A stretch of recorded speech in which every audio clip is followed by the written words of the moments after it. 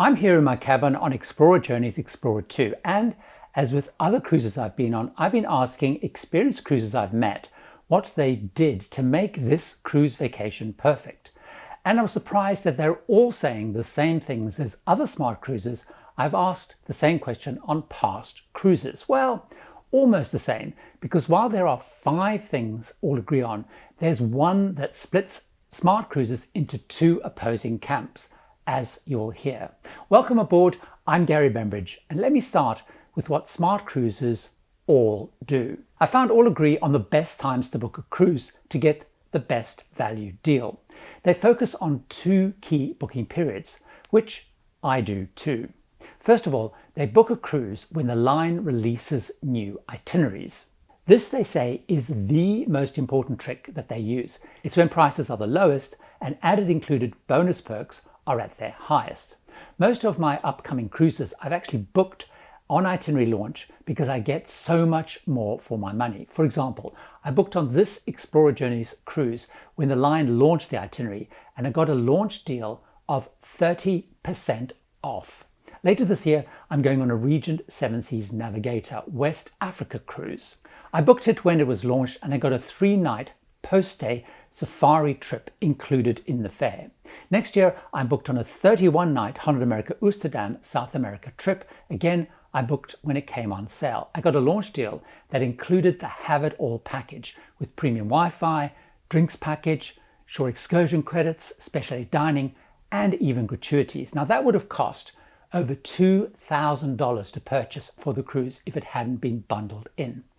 The second booking trick that smart cruisers, including me, use are flash sales. Now this is when lines are trying to either hit sales targets at the end of a quarter or are trying to fill up certain regions or perhaps even ships that aren't completely sold out. Now I'm signed up for most cruise line email newsletters and I follow all of them on social media.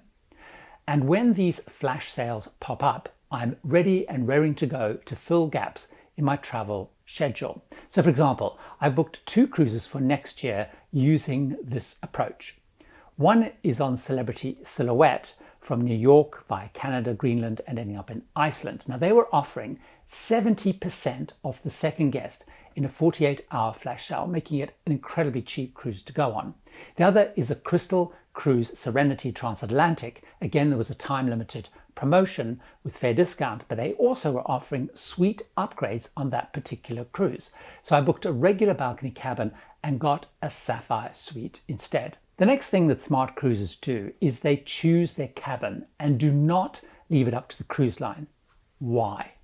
Cruisers who've been on many cruises have often experienced how a poor cabin location or type can ruin or really negatively affect their vacation when they haven't chosen one themselves and they've left it up to the line. As the saying goes, once bitten, twice shy. So many people tell me a cabin is not that important. It's just a place to get changed in and to sleep in.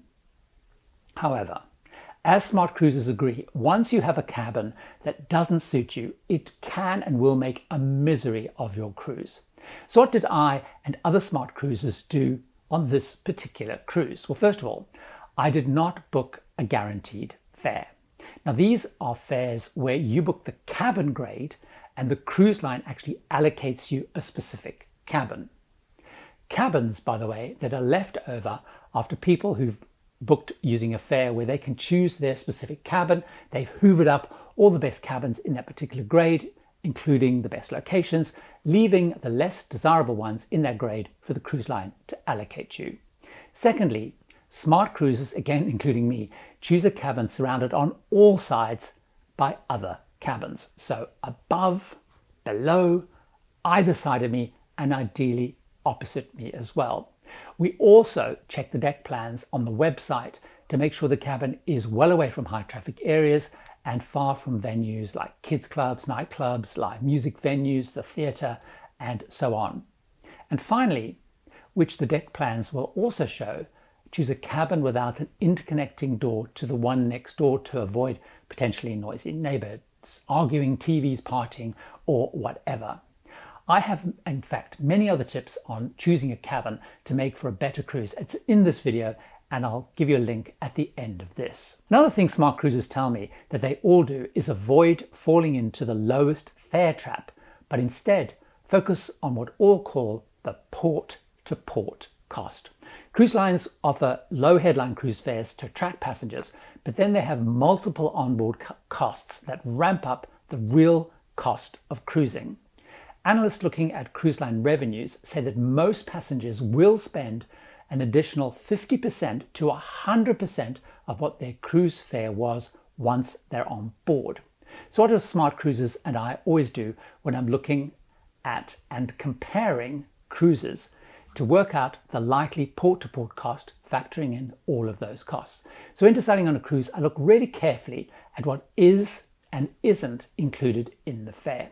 Now I'm here on what is a luxury cruise line, Explorer Journeys, and the headline fare does initially look rather costly. Now the balcony cabin I booked cost $350, that's £260 per person per night, so it was $700 a night for the cabin double occupancy. Sounds a lot. However, there are many inclusions in that fare, and I found it compares surprisingly close to going in a balcony cabin on even premium lines like Continental America, Celebrity, Princess, once I'd paid for that cabin and then added on all the inclusions onto that fare.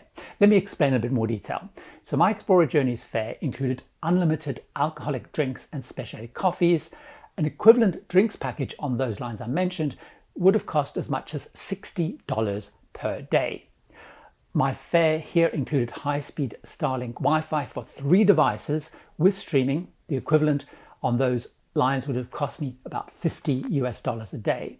The fare here also includes gratuities, while on those lines that would have been an additional $17 to $20 a day per person. So stripping those out means on a like-for-like basis, this cabin, before all the inclusions that cost extra on other lines, actually cost around $220 per person a day. Now for $220 before those inclusions, I could have booked a balcony cabin on one of those premium lines, but actually when I checked, I could even booked it on a value line like Royal Caribbean that departed the next day 2 hours out of Barcelona that I was on this ship.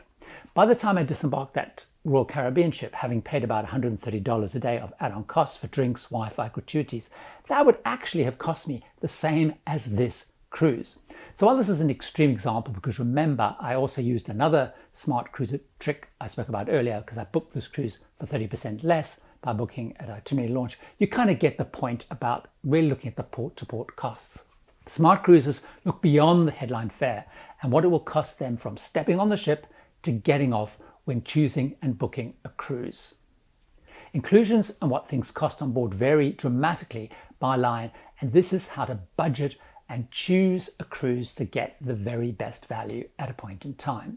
Now, having insured a great value cruise, there is something that all smart cruisers do even before they get on board. They pre-book absolutely everything before boarding. These days, that is done online in the Manage My Cruise section on the cruise line website or on their app for the mobile phone. Now, these are the things that smart cruisers tend to focus on first.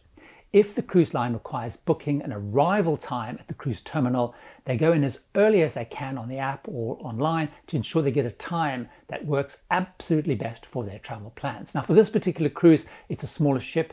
It holds less than 900 guests. This was required, so that wasn't an issue on this particular time. The next area is dining. Now for most lines, that means specialty restaurants, though on some like Princess, you can book main dining room times if you've opted into anytime dining, and then by doing that you can ensure you get the times you want by day and don't just have to randomly join a line and wait. Now for this particular trip, I could book 3 of the included specialty restaurants: Sakura, a Pan-Asian restaurant, Marble & Co, a steakhouse, and Anthology, which is an Italian. Now as a smart cruiser, I made a note of when bookings opened and I went in exactly when they opened on the app. I was able to get the days and times I wanted for all of those. Now, since I've been on here, I've met many people that left booking those until they're on board. They're a bit frustrated because they have to settle for late dining times on less than ideal days. So doing it early is key. Another thing that smart cruisers book as soon as they are available are excursions. Now, this has been a real plus for me, as I've been on so many cruises where people have left booking their excursions until close to the cruise, or they waited on board and missed out. And I've met people here that have missed out on some iconic excursions.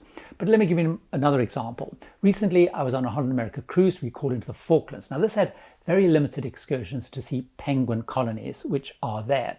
Now, most passengers missed out because by the time they got on board, Smart Cruises had gone in before the trip, booked up all the penguin excursions before they had even boarded. Many lines also let us book spa appointments, again allowing Smart Cruises to swoop in and nab the best dates and times up front. Most cruise lines will also let us book packages like drinks and Wi-Fi online in advance. Smart Cruises do that because there's usually great discounts when pre-booking that are not available once you get on board. You will pay more.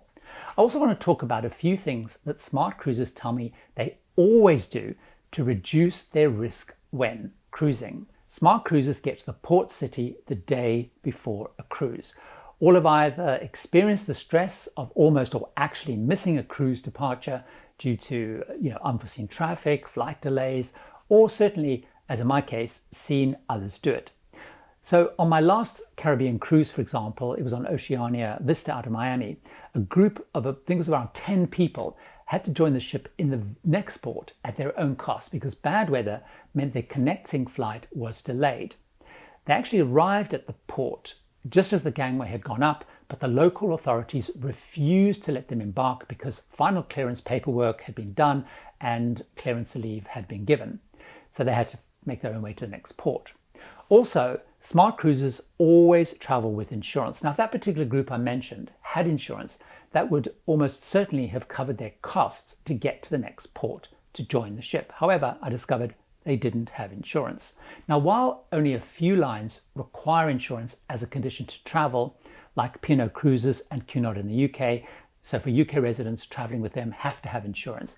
But all polar region expedition cruise lines also require you to have insurance. But most lines generally just recommend you have it. But having a travel insurance policy is really important.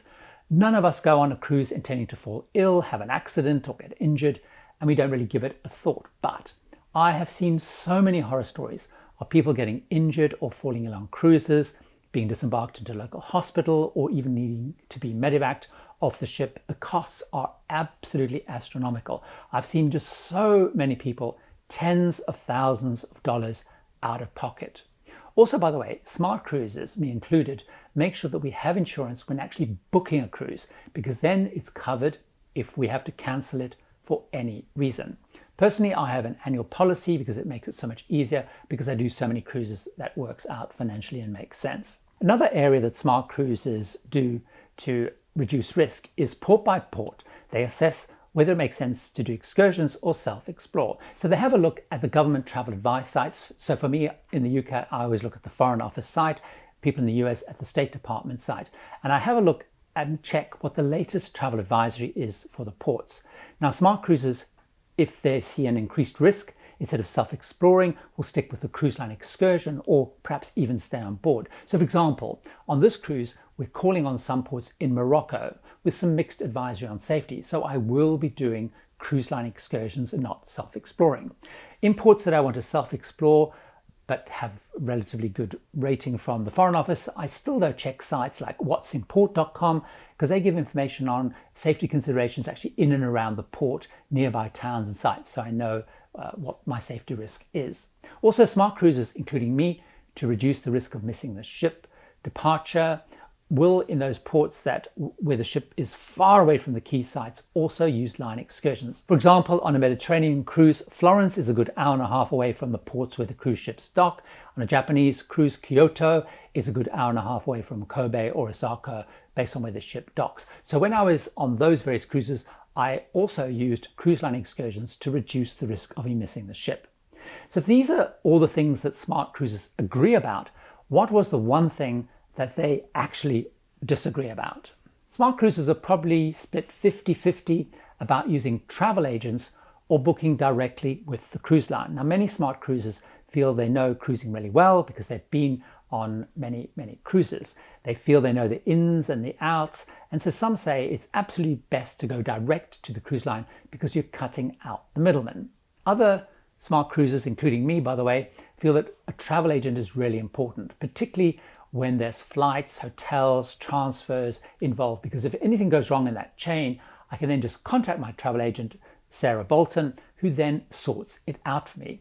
Now, this has happened to me numerous times, and she's bailed me out several times. So, for example, recently there was a traffic control strike in Greece where we were due to disembark. Everyone who hadn't used a travel agent was rushing around trying to get connected to Wi-Fi, trying to make calls and trying to sort out flights. I simply just sent Sarah a message, enjoyed the rest of my time on board, and left her to sort it out. She also took up the battle to get a line to Fairmatch when they launched a flash sale promotion, undercutting what I'd paid fairly significantly. And then she had specific contacts at the cruise line, and she got my fare eventually cut by almost $2,000. I didn't have to do anything other than ask her to do it.